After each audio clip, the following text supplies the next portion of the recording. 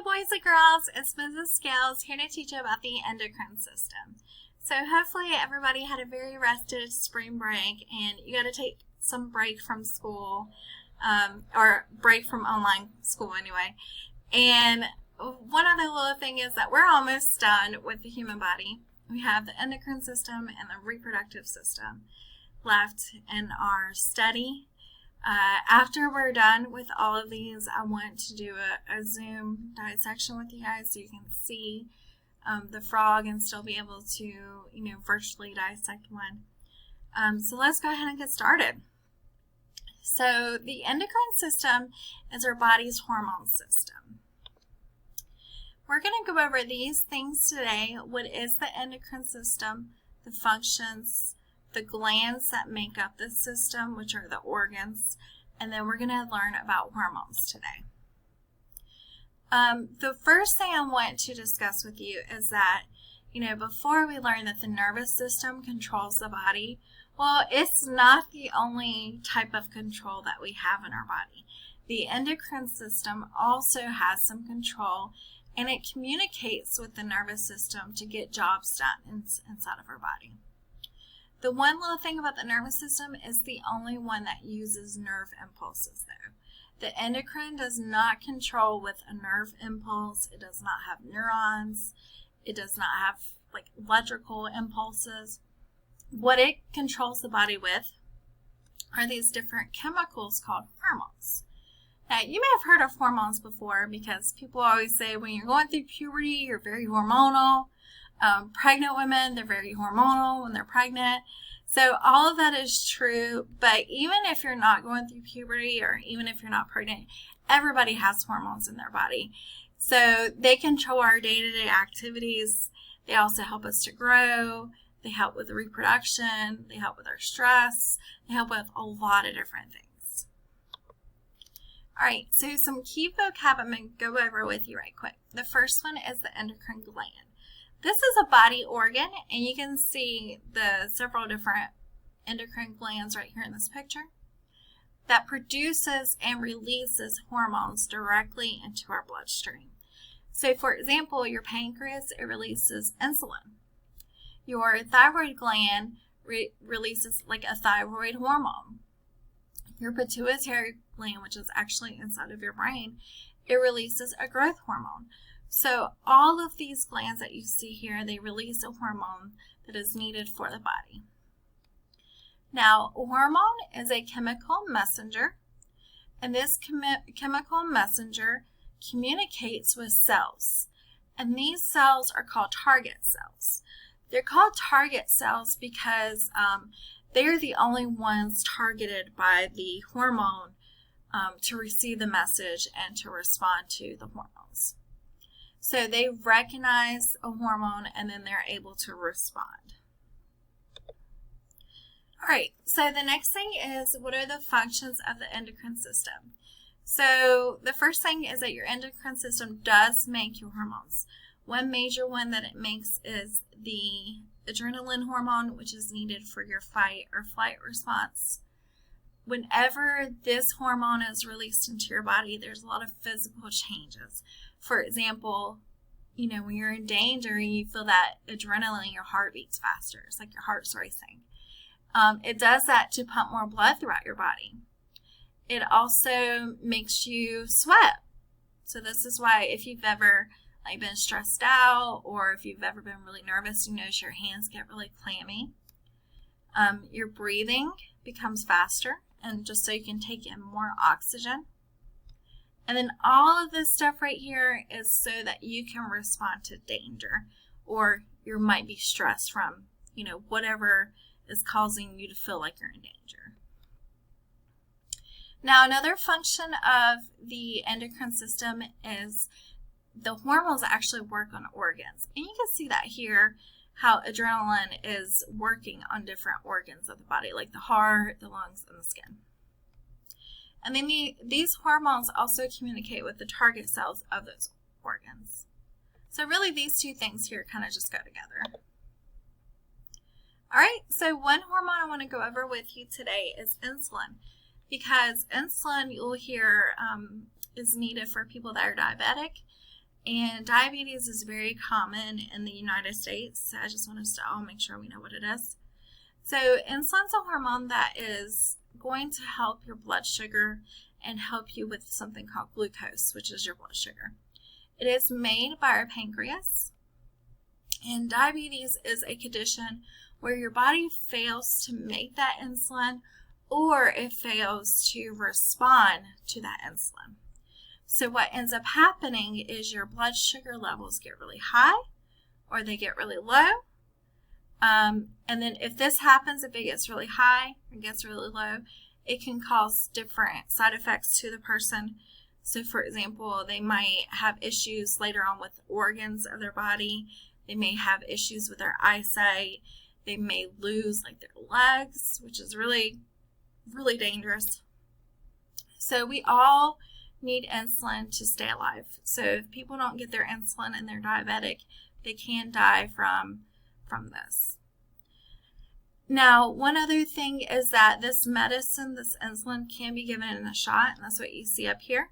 It can also be given as a pill form, and then some people have to take other things to help the uptake of insulin into their body.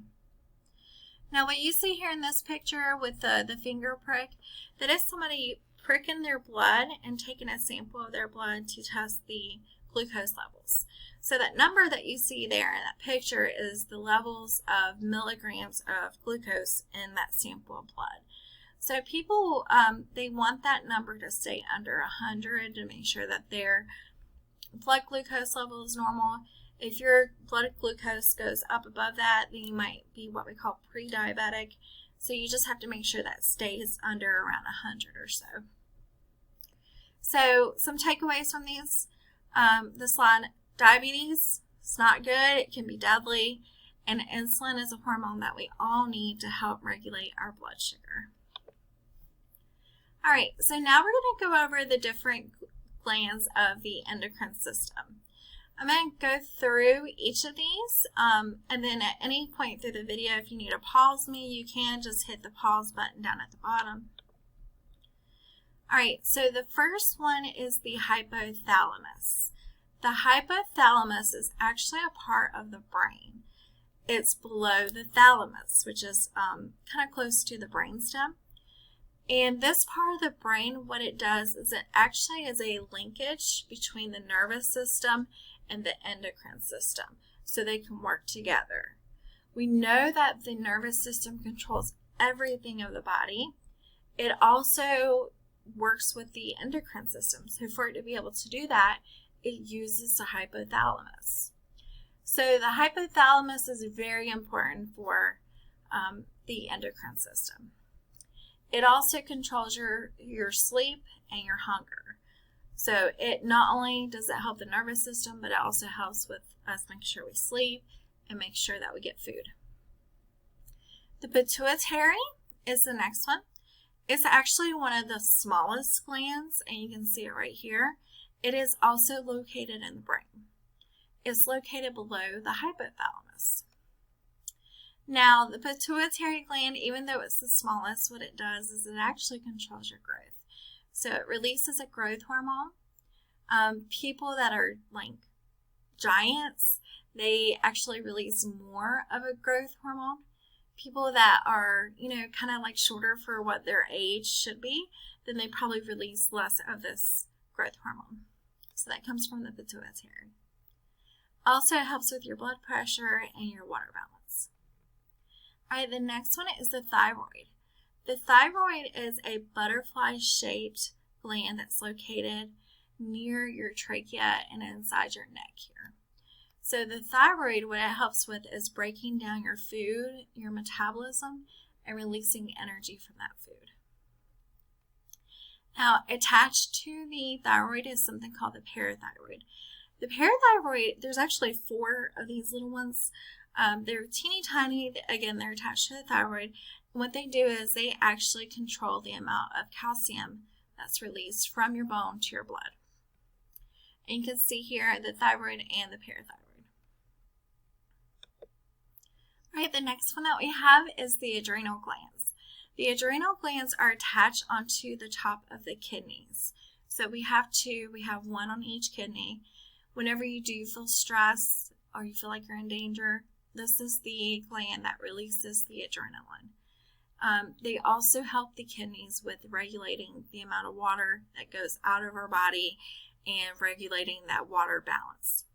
So it helps with homeostasis. All right, the next one is the thymus. The thymus is actually attached to your heart. You can see it right here in this picture. The thymus helps our immune system, and what it does is it helps to mature the T cells, which help to fight and keep us healthy.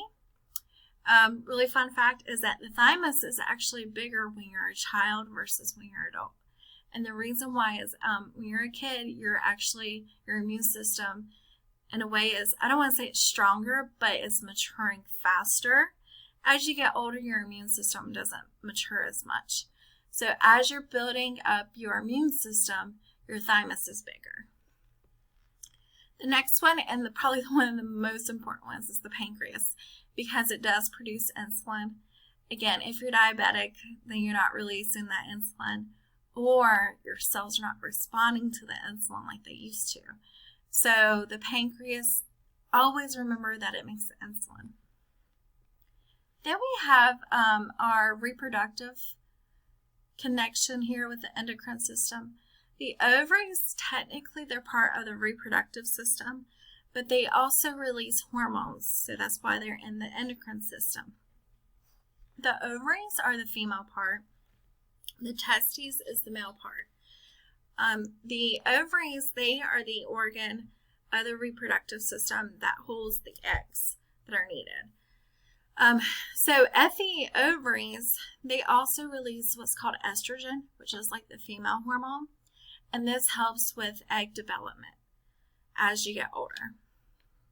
The testes release testosterone, which is more of the male hormone, and this controls like the male physical features, like growing body hair, deepening of the voice, and it also helps with sperm production. And you can see where they're located. This is an ovary. That's the testes. You can see where they're located there. All right, so the way that the glands work, they work with something called negative feedback. Negative feedback is where a system is turned off by the condition it produces or it makes.